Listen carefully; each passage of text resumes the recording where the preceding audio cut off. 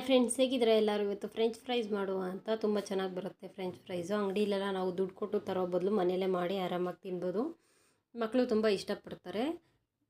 ಆರಾಮಾಗಿ ಮನೆಯಲ್ಲೇ ಈಸಿಯಾಗಿ ತುಂಬ ಸಿಂಪಲಾಗಿ ಮನೆಯಲ್ಲಿ ಮಾಡ್ಕೋಬೋದು. ನೋಡಿ ಕ್ರಿಸ್ಪಿ ಎಷ್ಟು ಚೆನ್ನಾಗಿ ಬಂದಿದೆ ಅಂತ. ನನ್ನ ಮಗ ನೋಡಿ ಟೇಸ್ಟ್ ಮಾಡ್ತಾಯಿದ್ದಾನೆ. ಈಗ ಮಾಡೋದು ಹೇಗೆ ಅಂತ ನೋಡೋಣ. ನಾನು ಆಲೂಗಡ್ಡೆನ ಸಿಪ್ಪೆ ತುರಿದು ಇಟ್ಕೊಂಡಿದ್ದೀನಿ.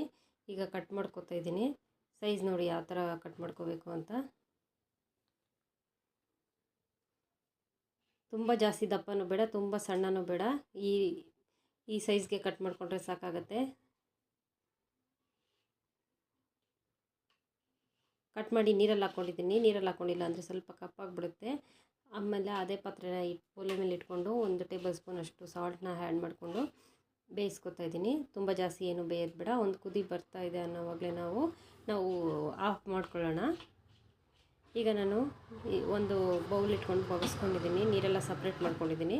ಅದನ್ನ ಒಂದು ಕಾಟನ್ ಬಟ್ಟೆ ಮೇಲೆ ಹಾಕಿ ತೇವ ಎಲ್ಲ ಹೊರಟೋಗೋ ತನಕ ಅದನ್ನು ಒತ್ಕೊಂಡು ಇಟ್ಕೊಂಡಿದ್ದೀನಿ, ಆಲೂಗಡ್ಡೆ ಪೀಸಸ್ನ. ಈಗ ಅಲ್ಲಿ ಬಿಡ್ತಾಯಿದ್ದೀನಿ. ಒಂದು 10 ನಿಮಿಷ ಆದ್ರೂ ನೀವು ಫ್ರೀ ಇದ್ದರೆ ಒಂದು ಬಟ್ಟೆ ಮೇಲೆ ಹಾಕಿ ಬಿಟ್ಟರೆ ತೇವ ಎಲ್ಲ ಹೊರಟೋಗುತ್ತೆ. ತೇವ ಹೊರಟೋದ್ಮೇಲೆ ನಾವು ಎಣ್ಣೆಲಿ ಹಾಕ್ಕೊಂಡು ಫ್ರೈ ಮಾಡ್ಕೋಬೋದು ಈಸಿಯಾಗಿ. ನಾನು ಈಗ ನೋಡಿ ಅರ್ಧ ಫ್ರೈ ಆಗಿದೆ. ಸೈಡಿಗೆ ತೆಗೆದಿಟ್ಕೊತಾ ಇದ್ದೀನಿ. ತೆಗೆದಿಟ್ಕೊಂಡಿರೋಂಥ ಪೀಸಸ್ನ ಮತ್ತೆ ಇನ್ನೊಂದು ಬಾರಿಗೆ ನಾನು ನೀಟಾಗಿ ಎಣ್ಣೆಲಿ ಹಾಕ್ಕೊಂಡು ಫ್ರೈ ಮಾಡ್ಕೊತಾ ಇದ್ದೀನಿ. ಇದು ಸೆಕೆಂಡ್ ಟ್ರಿಪ್ಪು ಫ್ರೈ ಮಾಡ್ಕೊತಾ ಇರೋದು. ಫಸ್ಟ್ ಸರ್ತಿ ನಾನು ಅರ್ಧ ಅಷ್ಟೇ ಫ್ರೈ ಮಾಡ್ಕೊಂಡಿದ್ದೆ. ಕ್ರಿಸ್ಪಿ ಬರುತ್ತೆ ಈ ಥರ 2 ಸತಿ ಫ್ರೈ ಮಾಡಿಕೊಂಡ್ರೆ.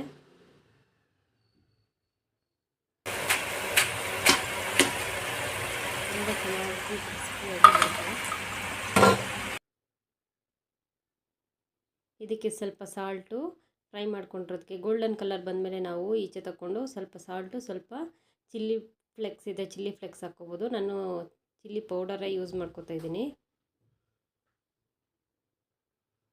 ನೋಡಿ ಯಾವ ಥರ ಇದೆ ಅಂತ. ತುಂಬ ಚೆನ್ನಾಗಿದೆ. ಈಗ ನಾವು ಟೊಮೆಟೊ ಸಾಸು ಅದರಲ್ಲೆಲ್ಲ ತಿನ್ನೋದ್ರಿಂದ ತುಂಬ ಚೆನ್ನಾಗಿರುತ್ತೆ.